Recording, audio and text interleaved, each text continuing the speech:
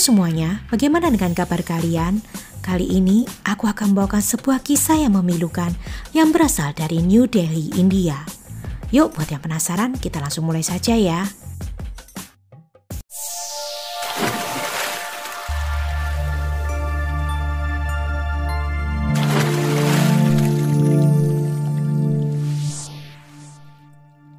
Jyoti Singh adalah seorang wanita yang berasal dari Uttar Pradesh, India. Dia adalah anak sulung dari 3 bersaudara dan satu-satunya anak perempuan dari keluarganya. Jyoti lahir di Delhi pada tanggal 10 Mei 1990, sementara orang tuanya berasal dari sebuah desa kecil di distrik Balia, Uttar Pradesh. Keluarga Jyoti berasal dari keluarga kelas menengah. Demi memastikan Jyoti bisa menjadi orang yang terpelajar, ayahnya rela menjual tanah leluhurnya untuk pendidikan Jyoti. Dia juga rela bekerja 2 kali lipat lebih keras untuk terus membiayai sekolah Jyoti. Dulu, semasa muda, ayah Jyoti pernah bercita-cita menjadi guru sekolah. Namun saat itu pendidikan tidak dianggap penting, dan bahkan anak perempuan tidak boleh disekolahkan. Nah, sejak saat itu, dia bersumpah untuk tidak pernah menolak menyekolahkan anak-anaknya, baik itu anak laki-laki ataupun anak perempuan.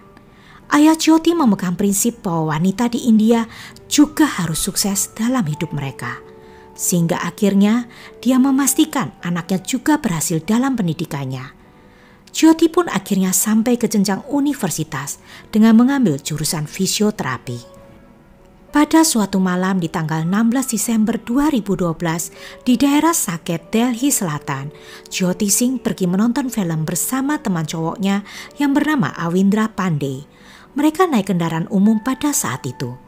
Setelah selesai menonton film Life of Pi, kedua sahabat itu berniat untuk pulang. Mereka naik bus di stasiun Munirka untuk menuju ke Dwarka sekitar pukul 21:30 malam. Yang terjadi kemudian, bis berwarna putih yang mereka tumpangi juga dinaiki 6 orang penumpang pria, termasuk sopir bisnya. Menyadari bahwa bis melewati rute yang berbeda dari tujuan semula, Awindra mulai curiga.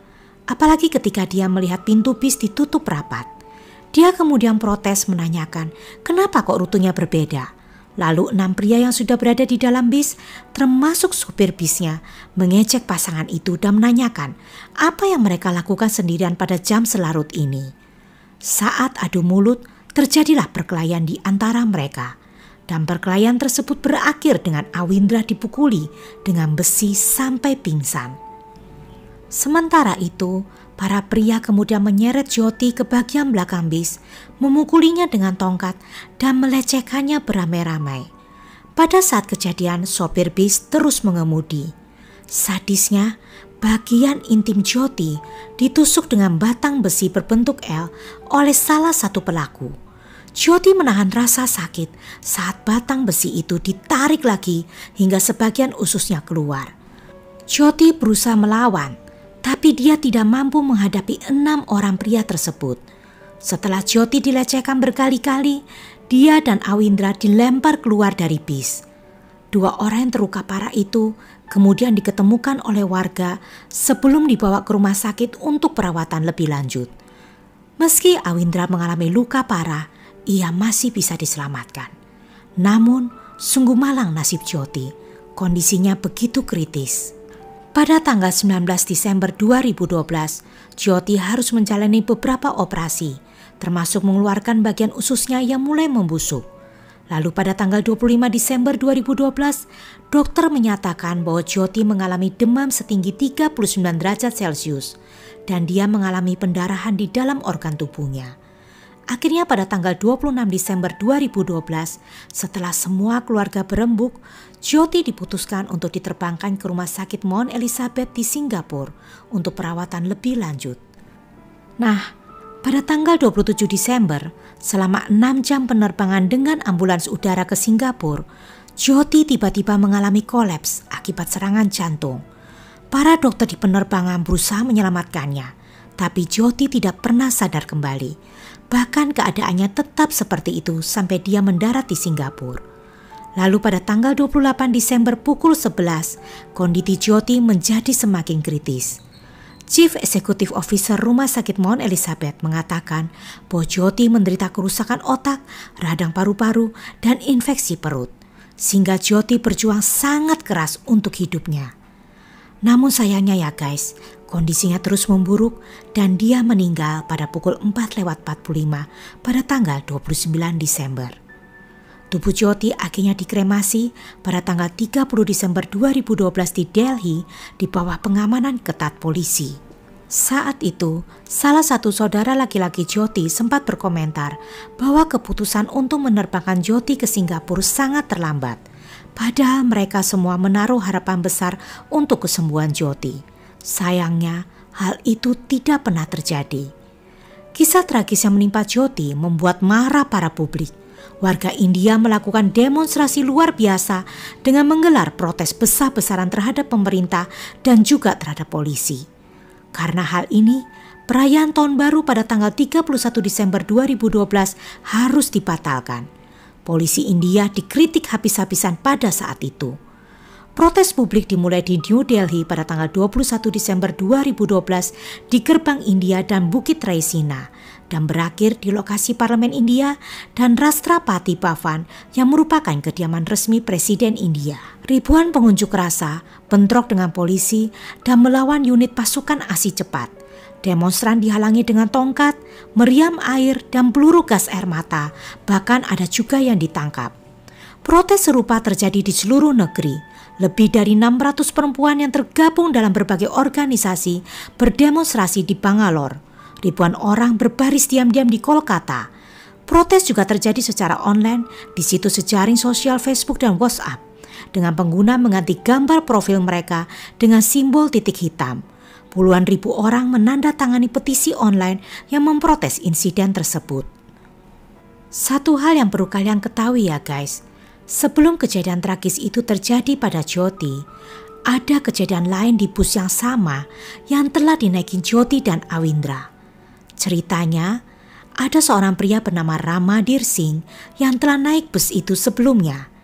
Dia tidak beruntung dan menjadi korban perampokan oleh pelaku yang melecehkan Jyoti.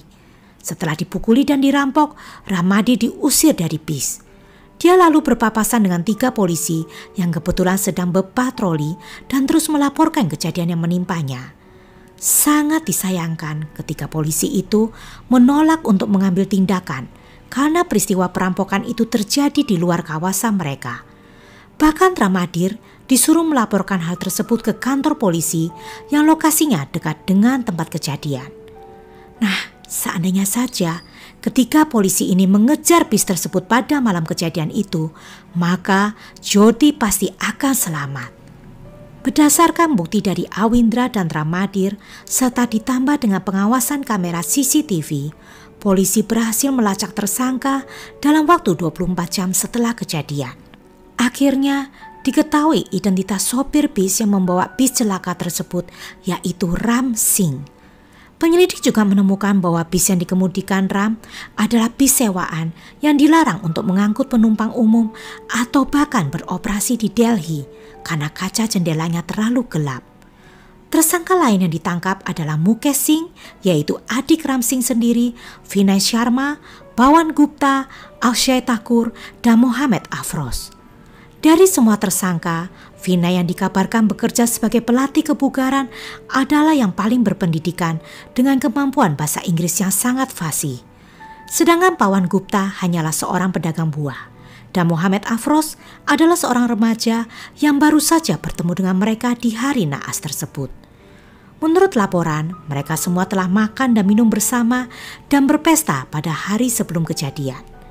Adapun Ram Singh, dia diketemukan tewas tergantung di penjara pada bulan Maret 2013. Sehubungan dengan hasil sidang kasus ini, pada bulan September 2013, Mukesh Singh, Vinay Sharma, Pawan Gupta, dan Akshay Thakur akhirnya dijatuhi hukuman mati. Terlepas dari berbagai upaya banding yang mereka lakukan, pengadilan tetap teguh menegakkan keadilan bagi Jyoti. Keempatnya menerima hukuman mati pada pagi hari di tanggal 20 Maret 2020. Sedangkan Mohammad Afroz, dia dibebaskan karena masih di bawah umur. Mirisnya ya guys, Afros ini adalah pelaku tunggal yang menusuk alat kelamin Jyoti dengan menggunakan batang besi sebelum kemudian dia tarik keluar kembali. Ada laporan yang mengklaim dia sekarang tinggal di India Selatan dengan diberi identitas baru. Well, rest in peace untuk Jyoti. Semoga kejadian seperti ini tidak terulang lagi di bagian dunia manapun. Oke, sampai ketemu di kisah selanjutnya. Bye.